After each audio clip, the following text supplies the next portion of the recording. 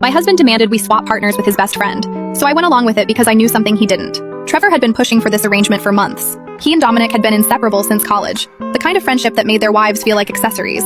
Dominic's wife Fiona was everything I wasn't. Tall, blonde, the kind of woman who ordered salads and actually ate them. Trevor would stare at her during dinner parties, not even trying to hide it. "It's just one night," he said, cornering me in our kitchen. "We're all adults." Fiona's already agreed. Of course she had. Fiona agreed to everything Dominic suggested, her voice always soft and accommodating. I'd watched her shrink over the 3 years they'd been married. What Trevor didn't know was that I'd found his burner phone 2 weeks earlier, tucked in his gym bag under protein powder containers he never actually used. The messages went back 14 months. Him and Fiona, planning meetups when Dominic traveled for work, explicit photos, promises about leaving their spouses once the timing was right. I agreed to the swap that same night. Trevor was shocked, genuinely confused by my sudden compliance after months of refusals.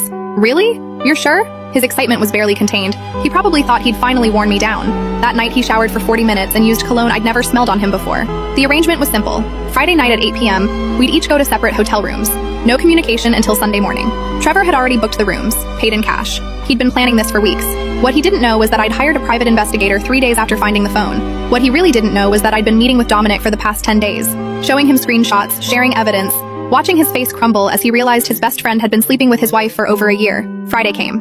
Trevor kissed me goodbye with more passion than he'd shown in months. "This is going to change everything," he whispered. He had no idea how right he was. I drove to the hotel but never checked in. Instead, I went to the lawyer's office where Dominic was already waiting. We spent the evening finalizing paperwork, documenting everything, building our cases. His lawyer and mine worked side by side, two betrayed spouses with ironclad evidence. At 9:47 p.m., our phones both received messages. Photos from the hotel. Trevor and Fiona, captured by the investigator I'd hired. The same investigator Dominic had retained after I'd shown him the truth. Sunday morning, I was home when Trevor walked through the door. His face was glowing. He actually tried to hug me. "That was amazing," he said. "We should do this again." I handed him the envelope. "What's this?" he asked, still smiling. "Divorce papers.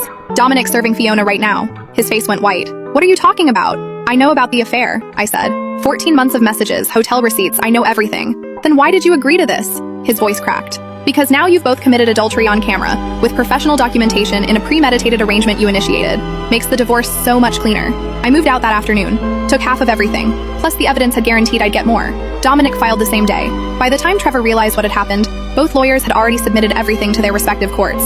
Trevor called 31 times that first week, left voicemails begging, explaining, promising it meant nothing. Dominic told me Fiona did the same. 6 months later, both divorces were finalized. Dominic and I got coffee occasionally, compared notes about moving on. Not romantic, just two people who'd survived the same betrayal. I saw Trevor once after everything was settled. He was at a restaurant with Fiona. They looked miserable, picking at their food in silence. Turned out the affair was only exciting when it was forbidden. He caught my eye across the room. I raised my glass and smiled, then walked out the door with my dignity intact.